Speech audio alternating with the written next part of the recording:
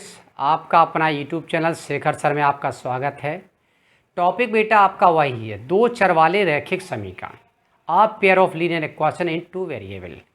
यहाँ पर आप देख रहे हैं एक्सरसाइज 3.6 कि आज हम जिससे संबंधित जो हमारे उदाहरण हैं उनको मैं इस वीडियो में करवाऊंगा। ठीक, यहाँ सवाल कहता है कि निम्न रैखिक युग्म को रैखिक समीकरणों के युग्म में बदल करके हल करना है। तो जो यहाँ पर समीकरण दिया है कितने दिए समीकरण, यानी कि समीकरण किसी भी रूप में हो सकता है। बात यहाँ समझने की, एक समीकरण किसी भी रूप में हो सकता है। त्रिघाती भी हो सकता समीकरण, द्विघाती हो सकता, चतुर्घाती हो सकता है। लेकिन शब्द यहाँ पर लिख दिया उन्होंने कि रैखिक समीकरण युग्म में, इस बात को समझना पड़ेगा। यानी कि जब बराबर का चिन्ह लगा हो, अचर पद हो या कुछ भी एक्स वाई जेड चाहे चर पद हो, वो बराबर का चिन्ह हो, यानी कि दो पक्ष हों, तो समझ लेना बेटा वो समीकरण हैं। लेकिन रैखिक का होना जरूरी नहीं है। रैखिक क्या होता है मैंने बताया था, रैखिक का मतलब है कि ax प्लस के by प्लस सी बराबर 0। अगर एक चर पर है तो ऐसा समीकरण जिसमें सबसे बड़ी घात एक हो, दो चर पर हो तो भी एक घात हो। तो यहाँ पर दो चर वाला रैखिक समीकरण आपका इस फॉर्म में आना चाहिए। तो देखो मुझे बदलना है, तो हम क्या करेंगे, इसका सॉल्यूशन करेंगे। तो हम क्या बताएंगे आपको, ज़रा समझो, बहुत अच्छा सवाल है, समझने की कोशिश करना। माना कि यहाँ पर 1/x-1 बराबर p ले लिया तथा 1/y-2 बराबर मैंने q ले लिया। ठीक, अब समझो सर ऐसे कैसे ले लिया, हम तो समझ नहीं पाए इस बात को। तो हम देखो तुम्हें समझाते कैसे, कि जे लिखा आपका 5/x-1, क्या हम इसको 5 × 1/x-1 ले सकते हैं, लिख सकते हैं। यहाँ पर x-1 है, यहाँ पर y-2। इसी प्रकार से यहाँ कंडीशन है दोनों समीकरणों में। तो इसलिए अगर हम इसको 1/x-1 को p मान लें, ठीक, यहाँ ध्यान देने वाली बात है कि ए बी सी नहीं मानेंगे, क्योंकि यहाँ पर रैखिक समीकरण में बेटा ए बी सी कांस्टेंट हैं, अचर पद हैं। इसलिए ए बी सी के अलावा कुछ ही मान लीजिए, कहीं कोई प्रॉब्लम नहीं होगी। इसलिए इसी प्रकार से जब 1/y-2 है तो हमने क्या मान लिया, कि क्यू मान लिया। तो इस प्रकार से आप देख रहे हैं समीकरण क्या बन गया, यहाँ से 5 आपका p हो गया प्लस के q बराबर 2, इसको दे दिया मैंने समीकरण नंबर फर्स्ट। इसी प्रकार से जो आपका 6p हो गया माइनस के 3q बराबर के 1, इसे दे दिया मैंने सेकंड। अब मुझे इन दोनों समीकरणों को हल करना है। तो यहाँ पर अगर हम q का विलोपन करेंगे, सबसे बेस्ट मैंने कहा कि सबसे प्यारी विधि आपकी विलोपन विधि है, ठीक है ना। तो यहाँ से हम क्या करेंगे, 3 का इसमें गुणा कर दें, किसमें, समीकरण नंबर सेकंड फर्स्ट में। तो यहाँ लिखेंगे हम कि समीकरण फर्स्ट में 3 का गुणा करने पर, ठीक है बेटा। तो 3 का गुणा करेंगे तो 3×5 15p हो जाएगा, यहाँ पर 3q हो जाएगा, 3 दूनी 6 हो जाएगा, ठीक है ना। सेकंड वाला समीकरण बेटा ज्यों लिखा रहेगा बराबर 1। अब आप देख रहे हैं गुणांक समान है, चिन्ह भी विपरीत हैं। ऐसी कंडीशन में जे कट जाएंगे तो यहाँ लिखेंगे जोड़ने पर, क्योंकि जोड़ने पर कभी भी चिन्ह का कोई परिवर्तन नहीं होता है बेटा। तो प्लस माइनस आपका कट गया, 15×6 आपका बेटा 21 हो गया, 21p आया और 6 और 1 7 आपका, ठीक। अगर p का मान निकालेंगे तो 7/21, 7 एकम 7, 7 × 21, यानी कि p बराबर 1/3 आ गया सवाल, ठीक है ना। p का मान निकला। अब आप समझो, यहाँ पर आप जरा समझें, तो p का मान समीकरण नंबर चाहे फर्स्ट में आप रख दीजिए चाहे सेकंड में, ठीक है ना। तो यहाँ लिखेंगे समीकरण फर्स्ट में p का मान रखने पर, समझो बेटा समीकरण फर्स्ट का है, ये दिया है 5p + q बराबर 3, चूँकि p बराबर 1/3 ये दिया, ठीक बेटा। तो 5 × 1/3 प्लस के q बराबर 3। अब यहाँ देखो 5 एकम 5, 5/3 हो गया। जब हम इसको पक्षांतर करेंगे तो 3 से बेटा 5/3 घट जाएगा। यहाँ q का मान निकालेंगे तो 3 त्रिको एलसीएम 3 आ गई, 3 त्रिको 9 माइनस के 5, ठीक है ना। 3 त्रिको 9, यानी कि आपका 5। यहाँ पर Q बराबर आप देख रहे हो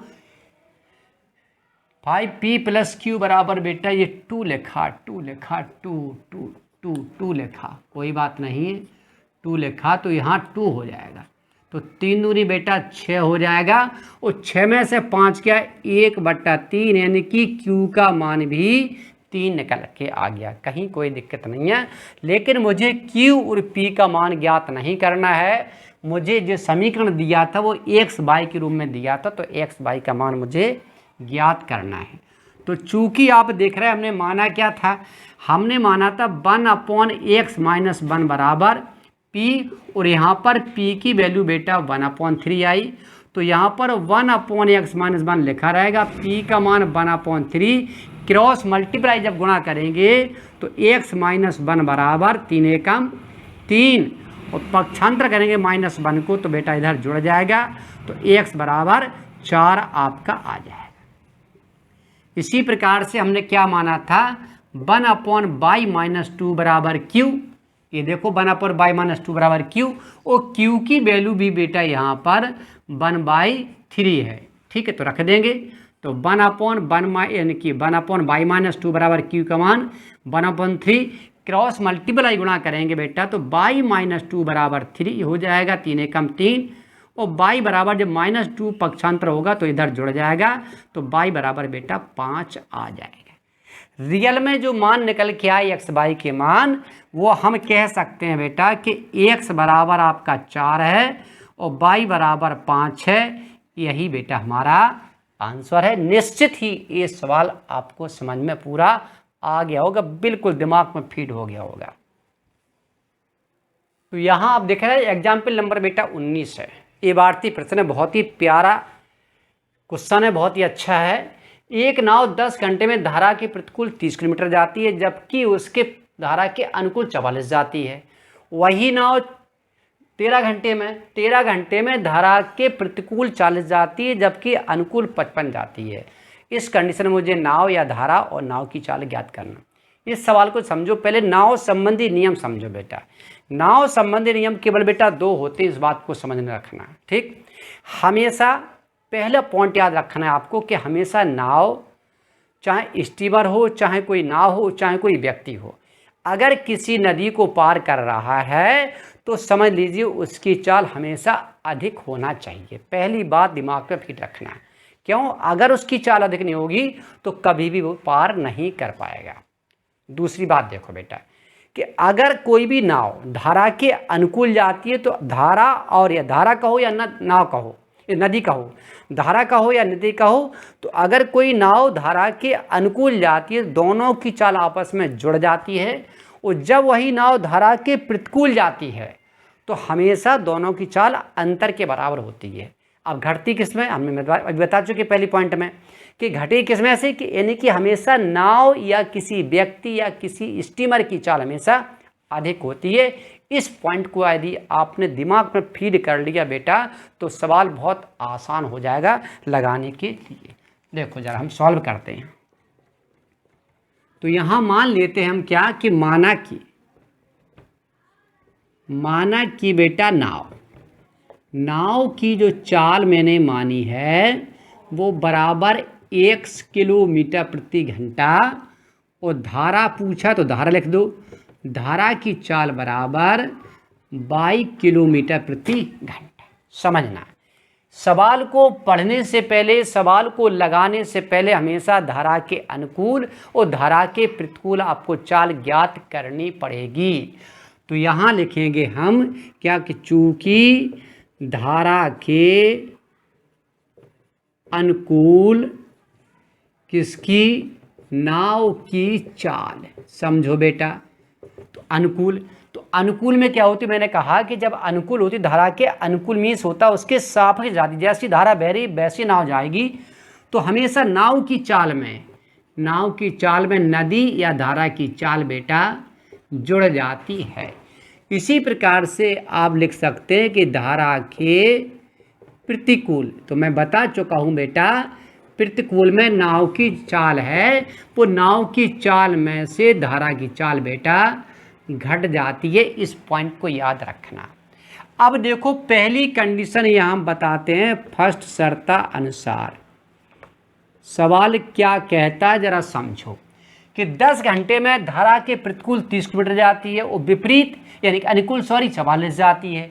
तो देखिए यानी कि प्रतिकूल कितना समय लगा, प्रतिकूल यानी कि 10 घंटा कब लगा, जब प्रतिकूल भी जाती है और अनुकूल जाती है।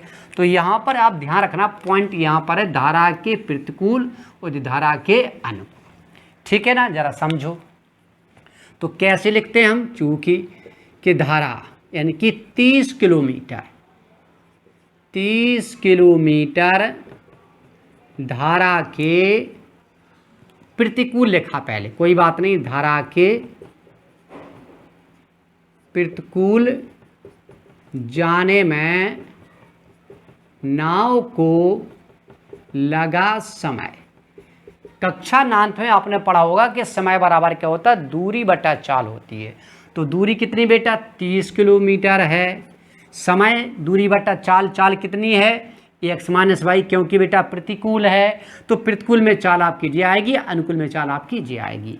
तो x माइनस वाई इतना घंटे लगेंगे। इसी प्रकार से आप देख रहे हो 30 किलोमीटर प्रतिकूल, 44 किलोमीटर अनुकूल।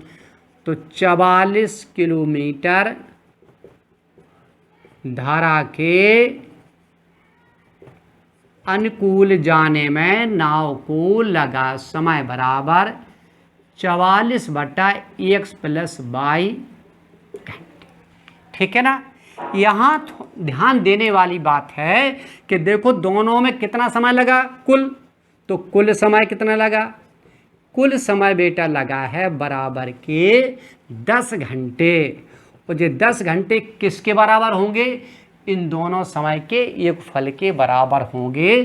तो यहाँ समीकरण बन जाएगा 30 upon x minus Y plus के 44 अपॉन x प्लस के वाई बराबर 10 घंटे। ये आपका समीकरण बेटा मैंने बना दिया, इस प्रकार से ये समीकरण बना दिया, समझो जरा, ठीक है ना। आगे लेके चलते हैं। इसी प्रकार से सेकंड शर्ता अनुसार हम बात करेंगे, सेकंड शर्ता अनुसार। तो समझ लो बेटा कैसे कि देखो, चूंकि आप देखते हैं कि जब वही 13 घंटे में 40 किलोमीटर प्रतिकूल जाती है और 55 किलोमीटर अनुकूल जाती है, तो क्या लिखेंगे, चूंकि बेटा कि 40 किलोमीटर धारा के प्रतिकूल जाने में नाव को लगा समय, दूरी कितनी है बेटा 40 है, और प्रतिकूल में फिर हमने आपसे कहा कि x माइनस वाई, ठीक इतने घंटे लगेंगे। इसी प्रकार से 55 किलोमीटर धारा के अनुकूल जाने में नाव को लगा समय बराबर 55 बटा x प्लस के वाई घंटे। तो चूंकि आप देख रहे हैं यहाँ पर जो कुल समय है, कुल समय अगर देखा जाए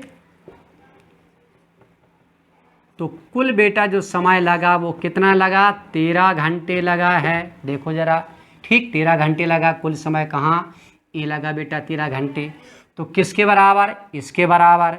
तो ये हो जाएगा 40 upon x minus Y plus 55 upon x plus के वाई बराबर 13 घंटे। यानी कि ये आपका समय, यानी कि समीकरण आपका बेटा ये 2 समीकरण आपके बन गए, ठीक है ना। अब चाहूँ तो इन समीकरणों को आप सीधा सीधा हल कर सकते हो, लेकिन चूंकि जो एक्सरसाइज 3.6 है उसमें बताया गया है कि जो समीकरण दिए गए हैं उनको मुझे रैखिक समीकरण में बदलना है, इस पॉइंट को समझना है, ठीक है। अगर वो कहेगा तो आपको करना पड़ेगा, नहीं कहेगा तो आप कैसे भी हल कर दीजिए, कहीं कोई दिक्कत नहीं है, कहीं नंबर आपका नहीं कटेगा। इस बात को भी ध्यान रखने वाली बात है, लेकिन फिर भी हम आपको रैखिक में बदलेंगे क्योंकि एक्सरसाइज यही कहती है। अब आप देखो यहाँ पर बेटा कि यहाँ पर अपॉन में x माइनस वाई है, यहाँ पर भी है, यहाँ पर x प्लस वाई है और यहाँ पर भी है। तो हम क्या मानेंगे, यहाँ मान लेते हैं बेटा हम क्या कि माना कि 1 upon x minus Y, 1/x minus Y बराबर पी तथा 1/x प्लस वाई बराबर बेटा क्यू मान लिया। समझ रहा, मैंने पिछले एग्जाम्पल बताया था हमें कि 1 यानी कि यहाँ पर 1 इंटू अगर कर दें यहाँ पर 1 तो 1/x माइनस वाई के स्थान पर p आ जाएगा। तो समीकरण क्या बन जाएगा बेटा, यहाँ से 30p और प्लस के यहाँ पर 44q बराबर 10, इसे दे दिया समीकरण नंबर फर्स्ट। इसी प्रकार से ये हो जाएगा 40p प्लस के 55q बराबर 13, ये हो जाएगा बेटा समीकरण नंबर सेकंड। इस बात को समझो। अब देखो ये रैखिक बन गया, अब मुझे हल करना है। तो यहाँ पर चाहे तो q के गुणांकों का आप बराबर करके विलोपन कर दीजिए या फिर p का आसान है। अगर 30 और 40 का एलसीएम लेंगे बेटा 120 आएगा। 120 का भाग देंगे किस में, हम 30 का भाग देंगे 120 में, तो 3 चौक 12 यानी कि इसमें गुणा कर देंगे 4 का, इसमें गुणा कर देंगे 3 का। क्लियर बात, इतना तो जानते हैं आप, ठीक है ना, छोटी छोटी चीज़ें हैं। तो आप देख रहे हो कि जब हम एलसीएम जो हमारा आया था, एलसीएम आया था 120, 3 चौक 12 यानी कि 4 गुणा करेंगे तो 4 तिया 12, 120p और प्लस के 4 चौक 16, 4 चौक 16 और 1 17, क्यू बराबर यहाँ पर हो जाएगा 40, 3 चौक 12, 120p प्लस के 3 15, 15 1 16, क्यू बराबर के 13 तिया 39। यहाँ समझो बेटा। अब यहाँ पर लिखेंगे हम क्या, घटाने पर। क्यों लिखेंगे, क्योंकि गुणांक तो समान है लेकिन चिन्ह भी समान हैं, इसलिए लिखेंगे घटाने पर। तो a माइनस का a माइनस का a माइनस, प्लस माइनस बेटा क्रॉस हो गया, 6 में से 5 गए तो आपका कितना बच्चा, 1 बच्चा, 1 आ गया। 7 में 6 गए तो भी बेटा 1 आ गया। 11 क्यू बराबर के 1 यानी कि क्यू बराबर 1/11, यहाँ पर क्यू का मान मैंने निकाल लिया। अब देखो समीकरण किस में, समीकरण फर्स्ट में काहे का, क्यू का मान रखने पर। समझना, थोड़ा बड़ा होने वाला सवाल है लेकिन कठिन नहीं, बहुत आसान है। कहाँ है फर्स्ट समीकरण, ये है कि चूंकि 30p प्लस के 44q बराबर 10, लेकिन q बराबर बेटा 1/11 लिखा हुआ है, तो 30p लिखा रहेगा 44 गुणिते 1/11 बराबर 10, 11 चौको 44, 4 एकम 4 यानी कि 30p लिखा रहेगा 4 एकम 4। जब 4 को बेटा पक्षांतर करेंगे तो 10 में से 4 आपका घट जाएगा। और यहाँ पर 30p यानी कि अगर डायरेक्ट थोड़ा करें बेटा p का मान निकालें तो 10 में से 4 का बेटा 6, और जब अपोन में दिया आएगा तो अपोन का 30 हो जाएगा बेटा। 30, 6 एकम 6, 6 पंचे 30 यानी कि p बराबर बेटा 1/5 आपका आ गया। कन्फर्म है। तो यहाँ पर हम क्या कर देते हैं, रेज कर देते हैं, यहाँ बिगाड़ देते हैं बेटा, थोड़ा जगह कम है। इसको देखो जरा, ये देखो कंडीशन, अब आप समझो जरा। तो देखो p आ गया, माना क्या मुझे, यानी कि p और q का मान नहीं निकालना, मुझे निकालने x y का मान। तो यहाँ जरा समझना कोशिश करना बेटा, समझने की। तो आप देख रहे हो कि क्या, कि चूंकि आप देख रहे हैं कि 1/x माइनस वाई बराबर p, और जबकि p बराबर कितना निकाला है, 1/5। समझो बेटा, तो 1/x माइनस वाई बराबर 1/5, क्रॉस मल्टीप्लाई बेटा गुणा कर देंगे तो x माइनस वाई बराबर 5। ये समीकरण हो गया बेटा थर्ड, हो गया थर्ड। समझना इस बात को। इसी प्रकार से चूंकि क्या है, यानी कि आपने क्या माना कि 1/x प्लस वाई बराबर q, और चूंकि q बराबर बेटा 1/11, तो 1/x प्लस वाई बराबर 1/11, क्रॉस मल्टीप्लाई गुणा करेंगे तो x y बराबर बेटा 11। दिस इज फोर्थ समीकरण आ गया। ये भी दोनों रैखिक समीकरण हैं और ये भी दोनों रैखिक समीकरण थे, ठीक है बेटा, कन्फर्म है।